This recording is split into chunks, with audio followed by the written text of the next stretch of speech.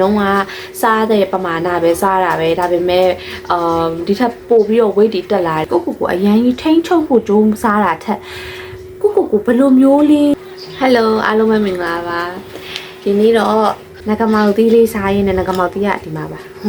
ပကံနဲ့နဂမောက်သီးနဲ့အယောင်တူးနေအသက်30ကျော်လာတဲ့အမျိုးသမီးတွေမှာများသောအားဖြင့်ကြုံတွေ့ရတတ်တဲ့ခန္ဓာကိုယ်ပုံစံပြောင်းလာတယ် weight တွေတက်လာတယ်အရင်တော့ကစားတဲ့ပမာဏပဲစားတာပဲဒါပေမဲ့ဒီထက်ပို့ပြီးတော့ weight တွေတက်လာတယ်ဆိုတော့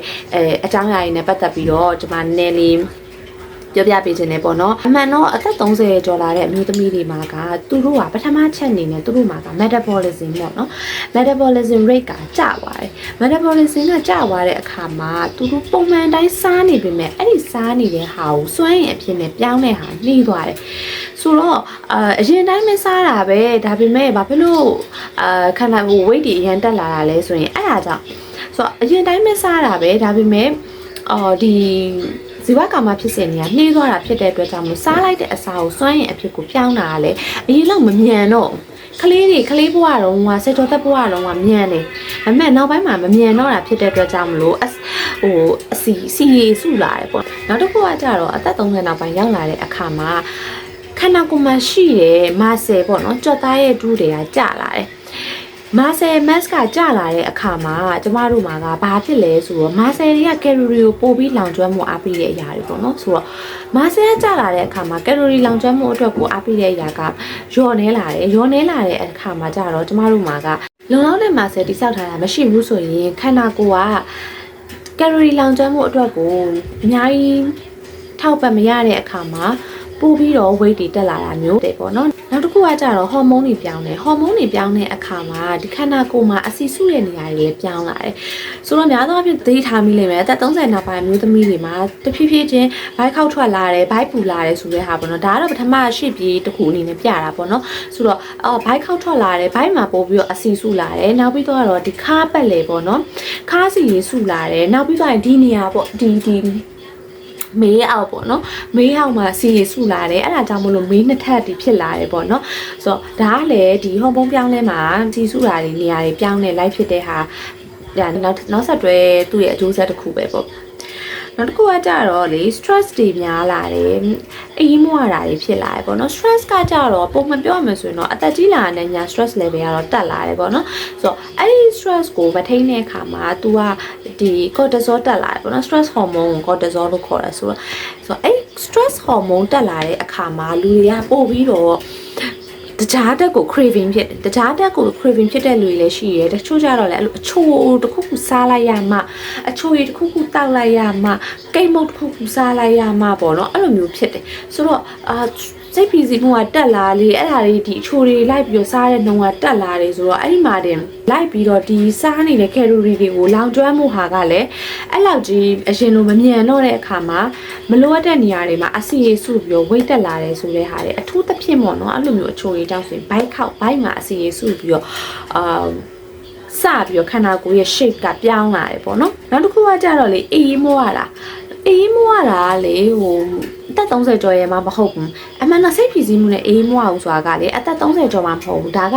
လူတိုင်းမှာပေါ့နော်လူတိုင်းလို့အသက်မရွေးမှာဖြစ်လိဖြစ်တာရှိရဲ့ဟာပေါ့နော်စိတ်ဖြည့်ဆည်းမှုကလည်းအားလုံးမှာဖြစ်တယ်လို့မျိုးပဲဒီအေးမွားတဲ့ပြဿနာပေါ့နော်တချို့ဆိုရင်လူငယ်တွေပဲအသက်30ကျော်လာမဟုတ်ဘူးလူငယ်တွေပဲညမအိတ်ကြအောင်ညအိတ်တာတွေနောက်ကြတယ်ဆိုတဲ့အချိန်မှာပုံမှန်အဖြစ်သူတို့တွေရဲ့သဘောတဘာဝကဘာမှမဖြစ်ဘူးဘာမှမထိခိုက်ဘူးဆိုပြောရင်တကယ်လည်းမှာအဲ့ဒါတွေကနည်းနည်းချင်းစီဆုလာပြီးတော့နောက်ပိုင်းမှာအေးမွားတဲ့ဟာ quality sleep မရတဲ့ဟာတွေကပြဿနာပေါ့နော်ကိုယ်အနေနဲ့ဒီမှတ်ဉာဏ်ပိုင်းတွေမှာတခုခုဆိုရင်မေ့လွယ်လာတာဒီ long term memory အားနည်းလာတာအဲ့ဒါတွေကဒီအေးမွားခြင်းတွေရဲ့လက္ခဏာလေးတွေပေါ့နော်ဒါကတော့ကျမတို့ဒီအသက်30နောက်ပိုင်းရောက်လာတဲ့အမျိုးသမီးတွေမှာဒီလိုအချက်တွေတော့တွေ့ရတယ်ဒီလိုချက်တွေကတော့ပြောင်းလဲလာတယ်ဆိုတာတော့ဟုတ်ပါပြီဆိုတော့အဲ့ပြောင်းလဲလာတဲ့အချက်တွေကဒီလိုမျိုးပဲဆက်ဖြစ်သွားမှာလားအဲ့ဒါတွေကို control လုပ်လို့မရဘူးလားဆိုတော့ရတယ် control လုပ်လို့ရတဲ့နည်းရှိတယ်ဆိုတော့ဘယ်လိုနည်းနဲ့ control လုပ်မလဲပေါ့နော်ပထမဦးဆုံးနဲ့ဖြစ်တဲ့ဒီအထီရောက်ဆုံးတဲ့နည်းနဲ့ဖြစ်တဲ့ဟာကတော့ muscle ကို build up လုပ်ပါ master beta ပေါ့နော်ဆိုတော့ပြောချင်တာကကျမတို့ဒီမှာရှိတဲ့ခန္ဓာကိုယ်ရဲ့ကြွက်သားကိုတိဆောက်ဖို့ကြွက်သားကိုတိဆောက်တဲ့အခါမှာကျမတို့ဒီ weight မာတာပြီးတော့ body weight ကိုသုံးပြီးတော့လောရတဲ့လေ့ကျင့်ခန်းတွေကတော့ဖြစ်မနေလို့ဖို့လိုတယ်ဒါမှသာနေလဲကြွက်သားတိဆောက်တဲ့နေရာမှာသွားပြီးတော့အထောက်အကူဖြစ်မှာပေါ့နော်ဆိုတော့အဲ့လိုလေ့ကျင့်ခန်းတွေကိုလည်းတစ်ပတ်မှာပေါ့နော်2ရက်သို့မဟုတ်3ရက်ဘက်မှာ4ရက်လောက်ထိလုံနိုင်တယ်ဆိုရင်တော့ဒါအကောင်းဆုံးပေါ့ဒါပေမဲ့အဲ့လောက်ထိမလုံနိုင်ဘူးဆိုရင်တော့2ရက်သို့မဟုတ်3ရက်ကို consistency ရှိလေးလုပ်ပေးခြင်းအဖြစ်လဲကျမတို့တဖြည်းဖြည်းချင်း muscle တိဆောက်တဲ့ဟာမှာအထောက်အကူဖြစ်ပြီးတော့ weight ကဝုန်းနဲ့အစီဝုန်းနဲ့စုပြီးတက်သွားတာမျိုးမဟုတ်ဘဲနဲ့ခန္ဓာကိုယ်ကသူ့ဟာသူချိကောင်းပြီးတော့ကြစ်လက်ပြီးတော့ရှိနေဖို့လဲဒါအထောက်အကူတော်ဖြစ်တဲ့နည်းပေါ့နော်နောက်တစ်ခုကကြတော့အစားတောက်ပိုင်းမှာအစားတောက်စားတဲ့အခါမှာကျမတို့ပို့ပြီးတော့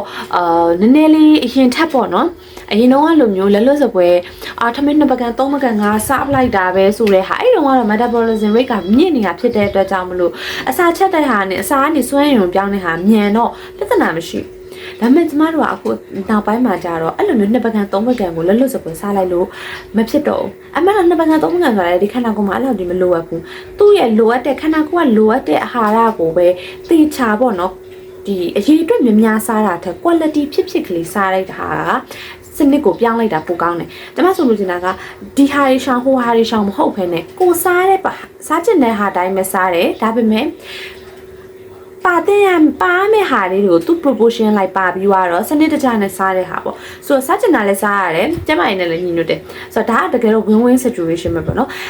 ဟိုလိုဖြစ်မှာဆိုလို့ဝါမှာဆိုလို့ဟိုဟာရှောင်းလိုက်ဒီဟာရှောင်းလိုက်ဒီဟာကြတော့အမှန်တိုင်းပြောမှဆိုရင်ကိုယ့်ရဲ့စိတ်ကိုချုပ်ထိထားရတာဖြစ်တဲ့အတွက်ကြောင့်မလို့ရေရှည်မှာအဆင်မပြေဘူးတစ်ချိန်မှာတော့ကိုစားကျင်တဲ့ဟာကိုလူစွာစားကျင်မှာပဲမစားရတဲ့ခါမှာစိတ်ညစ်တဲ့ခါမှာစိတ်ဖိစီးမယ်ဆိုတော့အဲ့လိုတန်းနေရအောင်အလဲမ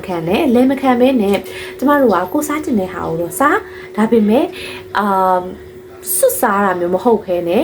proportion လေးနဲ့တခြားချပြီးတော့စားတင်တယ်ပေါ့နော်ဆိုတော့ဒီတက်30နှောင်းပိုင်းရောက်လာတဲ့ခါမှာကိုယ်တိုင်လဲမာစတီစောင့်နေတဲ့လူဆိုရင်တော့ protein တက်ကတော့တေချာပေါက်တိုးပြီးတော့စားတင်တယ် protein တက်ဆိုတာလဲ protein shake ကြီးဝယ်တောင်းရမယ်လို့ဆိုလို့စင်တာမဟုတ်ဘူးကျမတို့နေ့စဉ်စားနေတဲ့တဲမှာပဲလို့ငါအသားစားတဲ့နေရာတွေကနေလဲကျမတို့ protein တက်ကိုရနိုင်တယ်ကြက်ဥအလွယ်ဆုံးဆိုရင်ကြက်ဥကနေလဲကျမတို့ရတယ်အစစ်အဆန်တွေဖြစ်တဲ့ဖြုံစည်းတို့ဘာတို့ကနေလဲကျမတို့ရတာဖြစ်တဲ့အတွက်ကြောင့်မလို့ပါဝင်တဲ့ဟာတွေကိုတခြားကြည့်ပြီးတော့ကိုတနစ်တာစားသုံးတဲ့ဟာတွေမှာပဲဖြည့်ဆွက်ပြီးစားသွားရင်ကိုအဆင်ပြေတယ်ပေါ့နော်နောက်တစ်ခုကကြတော့လေကျမတို့ဒီ process လုပ်ထားတဲ့ food တွေကိုအတက်နိုင်ဆုံးရှောင်နာတော့ကောင်းတယ်ဘာဖြစ်လို့လဲဆိုတော့ process လုပ်ထားတဲ့ food တွေမှာတခြားတက်များတယ်တခြားတက်များပါတဲ့ဟာကိုစားတဲ့အခါမှာကြတော့ခန္ဓာကိုယ်ကမြန်အစီကိုပြောင်းလဲလိုက်တယ်ပေါ့နော်အစီစုတာနဲ့ပို့ပြီးတော့အစီစုတဲ့ဘက်ကိုပို့ရောက်သွားတယ်ဆိုတော့အဲ့လိုမျိုးအစီစုတာကိုအားပေးစေတဲ့ processed food တွေဂျားရမ်းများတဲ့အစားတောက်တဲ့ energy drink တွေပေါ့နော်ဂျားရမ်းများတဲ့ဟာတွေကိုတော့အတက်နိုင်ဆုံးတော့ရှောင်ရင်ကောင်းတယ်ဒါပေမဲ့ဥပမာတစ်လမှာတစ်ခါလောက်ပေါ့စားမိသွားတယ်ဆိုလဲပြဿနာမဖြစ်ဘူးစားမိသွားလို့လဲသွားပါပြီဆိုတာမျိုးဖြစ်ရမယ့်ဟာလည်းမဟုတ်ဘူးပေါ့နော်ဆိုတော့တက်နိုင်ဆုံးတော့ရှောင်ရင်ကောင်းတယ်တကယ်လို့စားမိသွားခဲ့ရင်လည်းနေတိုင်းစားနေတာမဟုတ်ဘူးအပတ်တိုင်းလုပ်နေတာမဟုတ်ဘူး2လမှတစ်ခါလောက်ဖြစ်သွားတယ်3လမှတစ်ခါလောက်တကယ်ကြီးနေသွားရင်လည်း process ဖို့စားဖြစ်သွားတယ်အဲ့ဒါတွေကပြဿနာမရှိဘူးပေါ့ကိုအရင်ကြီးထိန်းချုပ်ဖို့ကြိုးစားတာထက်ကိုဘယ်လိုမျိုးလေး system လေးတစ်ခုလုပ်ပြီးတော့အဲ့ system ထဲမှာ consistency ရှိလေးလဲပတ်အောင်ဘယ်လိုလေးကိုထည့်ထားမလဲဆိုတဲ့ဟာနည်းကိုရွေးတာပို့ပြီးတော့လေ effective ဖြစ်တယ်ပေါ့နော်နောက်တစ်ခုကကြတော့ဒါကတော့ဒီ30ကျော်မျိုးသမီးတွေဆိုတာထက်ဒါလူသားတိုင်းနဲ့ဆိုင်နေပေါ့နော်ရေတက်ပြေးဝဖို့လိုတယ်နောက်ပြီးတော့အေးဝအိတ်ဖို့လိုတယ်ရေတက်ပြေးဝဖို့လိုတယ်လို့ဘာဖြစ်လို့ပြောလဲဆိုတော့ကျမတို့ရေတက်မပြေးဝတဲ့ခါမှာခန္ဓာကိုယ်ကနှုံးလာနေလို့ထိုင်လို့မကောင်းတော့အဲ့လိုတွေဖြစ်လာပြီးခန္ဓာကိုယ်ကအဲ့လိုမျိုးအကြဘက်ကိုရောက်ပြီဆိုရင် craving ဖြစ်တာကျမတို့အချိုတဲ့ဒါများသောအားဖြင့်လူတွေမှာအဲ့လိုပုံစံဖြစ်တယ်ပြီးရင်တချို့ကအချိုမဟုတ်ရင်တော့ snack တွေအဲ့လိုရှစ်တွေ့သမျှဟာတွေပေါ့နော်ဒီဝါတဲ့ဟာတွေအဲ့လိုမျိုးတွေကိုစားဖြစ်တော့ဆိုတော့အဲ့လိုမျိုးတွေမဖြစ်အောင်ပြီးတော့ရေဓာတ်ကလည်းဒါခန္ဓာကိုယ်မှာလိုအပ်တဲ့ဓာတ်တစ်ခုဖြစ်တဲ့အတွက်ကြောင့်မို့အသားရည်ဘက်တော့အသားရည်လှဖို့လေသူကအထောက်အကူပြုတာဖြစ်တဲ့အတွက်ကြောင့်မို့တနေ့တော့အနည်းဆုံးရေ1လီတာခွဲကနေ2လီတာလောက်တောက်နိုင်နေဆိုရင်တော့အကောင်းဆုံးပဲနောက်တစ်ခုကတော့အေးရောအိတ်ဖို့ဒါကတော့ကျမတို့ဒီတက်30ကျော်မှမဟုတ်ဘူးဘယ်တက်ရွယ်မဆိုလူတွေကအနည်းဆုံးတော့9နာရီကနေ10နာရီဂျားပေါ့နော်အဲ့လောက်ကို9နာရီ8နာရီနဲ့ minimum 9နာရီပေါ့နော်10နာရီကတော့ maximum အဲ့လိုတော့အဲ့ချိန်ကိုပေးတင်တယ်ပေးကိုလည်းပေးရမယ်ပေါ့နော်ဒါမှကျမတို့ရဲ့ဒီနောက်ထပ်နေ့တစ်နေ့မှာဖြတ်တန်းမှုအတွက်ကိုဘယ်လိုမျိုး focus ထားပြီးတော့တွားနိုင်မလဲဆိုတဲ့အရာရှိရဲဒါပေမဲ့တစ်ခုရှိတာကအဲ့ချိန်ကလည်း quality sleep ဖြစ်ဖို့လိုတယ် quality sleep ပြမှသာနေနဲ့ကိုကပို့ပြီးတော့အေးဝတယ် fresh ဖြစ်တယ်ဆိုတာကိုခံစားရမယ်အဲ့လိုမဟုတ်ဘူးဆိုရင်တော့ကျမတို့လည်းညီးစီစီတော့ရှိရပေါ့နော်နှုံးနေတယ်ခေါင်းမကြည့်ဘူးစိတ်မကြည့်ဘူးဆိုတာမျိုးကြုံရတတ်တယ်ဆိုတော့ quality sleep နဲ့ပတ်သက်ပြီးတော့ကျမနောက်ထပ်ဗီဒီယိုလေးမှာquality sleep ကြောင်းကိုပြောပြပါမယ်ဘာဖြစ်လို့လဲဆိုတော့ကျမဒီနေ့ထဲမှာပြောလိုက်ရင်ကြာအရင်ရှည်သွားမှာဆိုလို့ပေါ့နော်ကျမကိုယ်တိုင်လည်း quality sleep မရှိတဲ့လူပါမရှိဘူးတော်တော်ကြီးကိုမရတော့တဲ့သူပေါ့နော်မျိုး quality sleep မရနေတာကတစ်နေ့မှာအလုပ်လုပ်ရတဲ့ဟာမှာတော်တော်ကိုအနှောက်အယှက်ဖြစ်တယ်ပေါ့နော်ဆိုတော့အဲ့ဒီဟာကိုကျမဘယ်လိုမျိုး handle လုပ်လဲပြီးတော့ဘယ်လိုနည်းနေနဲ့အနီးနားမှာရှိပြီးတော့အဆင်ပြေတဲ့ဘာမှလည်းတော့ဝယ်စရာပစ္စည်း product တွေလည်းတော့ဝယ်စရာမလိုဘူးပတ်စံနေအများကြီးလည်းကုန်စရာမလိုပဲနဲ့အနီးနားမှာရှိတဲ့အလွယ်တကူပဲရနေတဲ့ပစ္စည်းလေးတွေနဲ့ပဲဘယ်လို quality sleep ကိုရအောင်လုပ်လဲဆိုတဲ့နည်းလေးကိုလည်းကျွန်မ sharing လုပ်ပေးပါမယ်ဆိုတော့ကျွန်မရဲ့ channel လေးကိုလည်း subscribe လုပ်ပေးခဲ့ပါအောင်ရှင်ကျေးဇူးတင်ပါတယ်နောက်ဗီဒီယိုတွေမှာပြန်တွေ့ပါမယ်